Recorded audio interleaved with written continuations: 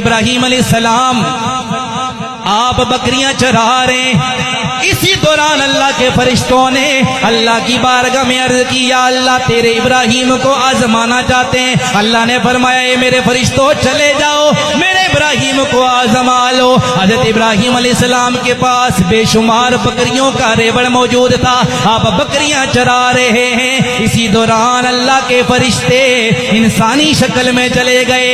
ابراہیم علیہ السلام کو جب بکریاں چراتے ہوئے دیکھا، انہوں نے قریب آ کر اللہ کا ذکر کرنا شروع کر دیا، اللہ اللہ کرنے لگے۔ جب اللہ کا ذکر شروع کیا، حضرت ابراہیم علیہ السلام وجد میں آ گئے، آپ پر وجدانی کیفیت طاری ہو گئی۔ تھوڑی دیر کے بعد فرشتوں نے ذکر روک لیا، آپ نے فرمایا اللہ کے بندو روک کیوں لیا، ذکر روکا کیوں ہے؟ وہ کہنے لگے ہمارا جو ذکر تھا وہ پورا ہو گیا، اگر اب ذکر سننا چاہتے ہو کوئی قیمت بھی دے دو۔ ابراہیم علیہ السلام نے فرمایا اگر قیمت چاہتے ہو میری آدھی بکریاں تم لے لو، مجھے اللہ کا ذکر سناؤ۔ انہوں نے آدھی بکریاں لے لی، اس کے بعد پھر اللہ اللہ کرنے لگ گئے۔ حضرت ابراہیم پر پھر کیفیت طاری ہونے لگی، تھوڑی دیر گزری، فرشتوں نے پھر ذکر روک لیا۔ ابراہیم علیہ السلام نے فرمایا اے بندو اب ذکر کیوں روک لیا؟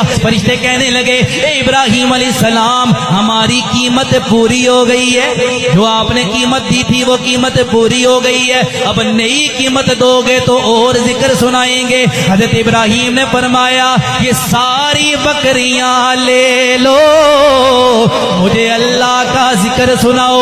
انہوں نے ساری بکریاں لے لی، پھر اللہ کا ذکر کرنے لگ گئے۔ تھوڑی دیر کے بعد پھر ذکر روک لیا۔ حضرت ابراہیم نے فرمایا اب کیا ہوا ہے؟ وہ کہنے لگے قیمت پوری ہو گئی، اور قیمت ادا کرو۔ حضرت ابراہیم نے فرمایا اب تو مجھے دینے کے لیے میرے پاس کچھ بھی نہیں ہے، لیکن میں چاہتا یہ ہوں مجھے اللہ کا ذکر سناؤ، اس کے بدلے میں یہ ہوگا جو بکریاں میں نے تمہیں دے دی ہیں، مجھے اللہ کا ذکر سناؤ، اس کے بدلے میں ساری زندگی تمہاری بکریاں چرایا کروں گا۔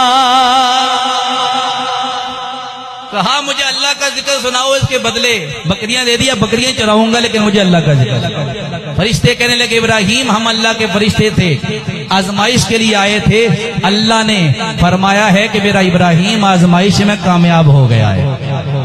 تو یہ اللہ کے نبی تھے، اس سے ہمیں یہ سبق ملتا ہے کہ اللہ آزماتا ہے، جان کے معاملے